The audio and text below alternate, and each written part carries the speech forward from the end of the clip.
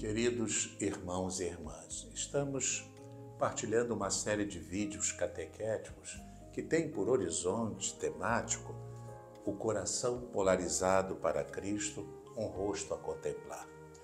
E depois de 2 vídeos introdutórios, no último vídeo nós recordávamos os pontos que iríamos tocar na sequência, sempre apoiados na Novo Milênio Ineunte e de modo especial naquele seu capítulo 2, onde São João Paulo II nos oferece uma grande síntese cristológica. Quais são os pontos, né? Ver Jesus, um desejo insuprimível do coração humano, foi o tema do último vídeo. Se seguirão os temas a serem abordados: o testemunho dos evangelhos, o caminho da fé, a profundidade do mistério, o rosto do Filho, rosto doloroso, rosto do ressuscitado. Então, hoje eu quero partilhar com vocês o segundo ponto da nossa reflexão, depois daquela introdução com 2 vídeos. O testemunho dos evangelhos. Trata-se, queridos irmãos e irmãs, de considerar brevemente os números 17 e 18 da Novo Milênio Ineunte, que podem ser assim reassumidos nos itens que seguem. A contemplação do rosto de Cristo está ancorada na Sagrada Escritura e aberta à ação do Espírito e ao testemunho dos apóstolos, chegando-nos, por meio dos apóstolos, uma visão de fé sustentada pelo testemunho histórico concreto plenamente atendível. Esboçado no Antigo Testamento e revelado plenamente no Novo, o mistério de Cristo perpassa toda a Sagrada Escritura, levando São Jerônimo a afirmar, sem nenhuma hesitação, que ignorar as Escrituras é ignorar o próprio Cristo. A contemplação do rosto de Cristo, pois, não pode inspirar-se senão naquilo que se diz dele na Sagrada Escritura, que está permeada do princípio ao fim pelo seu mistério. Uma contemplação, portanto, ancorada na Sagrada Escritura. Na origem da Sagrada Escritura, por sua vez, está a ação do Espírito. Sob sua inspiração, ela foi escrita, como claramente ensina a Dei Verbum. As coisas divinamente reveladas, que se encerram por escrito e se manifestam na Sagrada Escritura, foram consignadas sob inspiração do Espírito Santo. E, precisamente porque escritos sob a inspiração do Espírito Santo, a Santa Mãe Igreja, segundo a fé apostólica, tem como sagrados e canônicos os livros completos, tanto do Antigo como do Novo Testamento, com todas as suas partes. É ainda o Espírito Santo, prometido e enviado pelo Senhor Jesus, de junto do Pai, a dar testemunho dele e a conduzir-nos à verdade plena. Igualmente, aos apóstolos cabe dar testemunho do Senhor Jesus. E vós também dareis testemunho porque estáis comigo desde o começo. Foram eles, com efeito, que fizeram a experiência viva de Cristo, o Verbo da vida. Viram-no com os seus olhos, escutaram-no com os seus ouvidos, tocaram-no com as suas mãos. Devemos, portanto, afirmar, com São João Paulo II, que a contemplação do rosto de Cristo mantém-nos ancorados na Sagrada Escritura e abre-nos à ação do Espírito e ao testemunho dos apóstolos.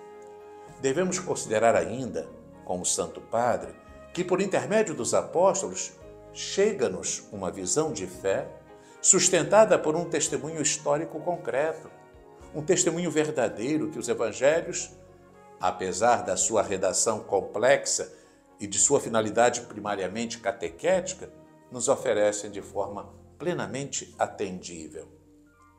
A índole histórica dos evangelhos, apesar da sua redação complexa e finalidade primariamente catequética, Não pretendendo ser uma biografia de Jesus, os evangelhos oferecem, com fundamento histórico seguro, o rosto do Nazareno. Aqui, pretendo reportar na íntegra as palavras do Papa, limitando-nos apenas a quebrar com breves chamadas o denso texto de São João Paulo II. Os evangelhos não são uma biografia de Jesus, mas oferecem, no entanto, com fundamento histórico seguro, o rosto de Jesus. Diz o Papa, de fato, os evangelhos não pretendem ser uma biografia completa de Jesus segundo os cânones da ciência histórica moderna.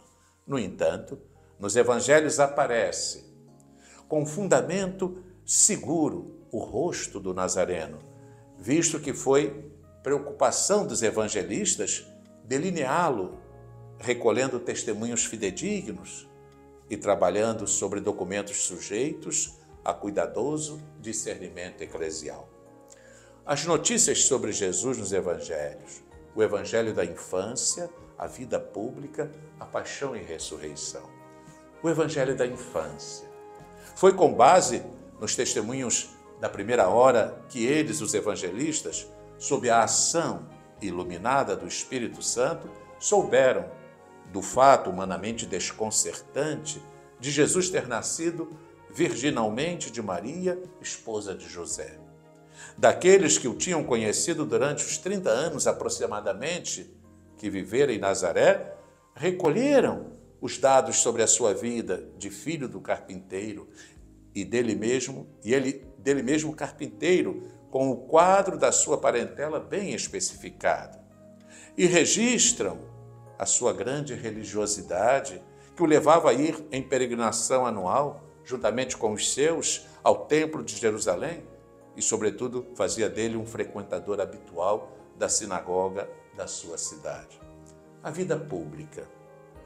As notícias tornam-se mais abundantes, embora não cheguem a ser um relato orgânico e detalhado, no período do ministério público, a começar do momento em que o jovem Galileu se fez batizar por João Batista no Jordão, animado pelo testemunho do alto e com a consciência de ser o filho predileto, dá início à sua pregação, anunciando a chegada do reino de Deus, ilustrando as suas exigências e a sua força por meio de palavras e sinais de graça e misericórdia.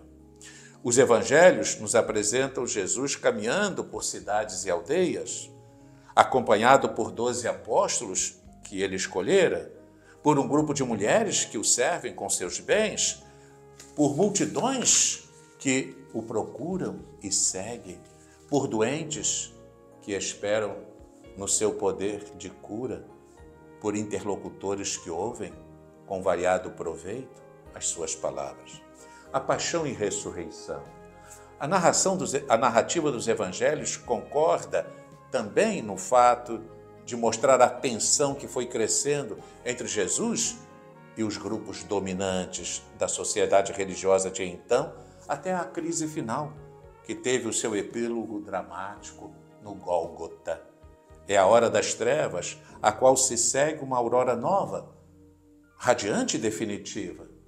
De fato, os relatos evangélicos terminam mostrando o Nazareno vitorioso sobre a morte. Assinalam o seu túmulo vazio e acompanham-no no ciclo das aparições, durante as quais os discípulos, primeiro perplexos e atônitos, e depois cheios de inefável alegria, o experimentam vivo e glorioso, tendo recebido dele o dom do Espírito e o mandato de anunciar o Evangelho a todas as nações. Assim, queridos irmãos e irmãs, a nossa contemplação do rosto de Cristo, o nosso coração polarizado para Ele, é uma contemplação baseada, apoiada no testemunho dos Evangelhos. A contemplação do rosto de Cristo está ancorada na Sagrada Escritura e aberta à ação do Espírito e ao testemunho dos apóstolos.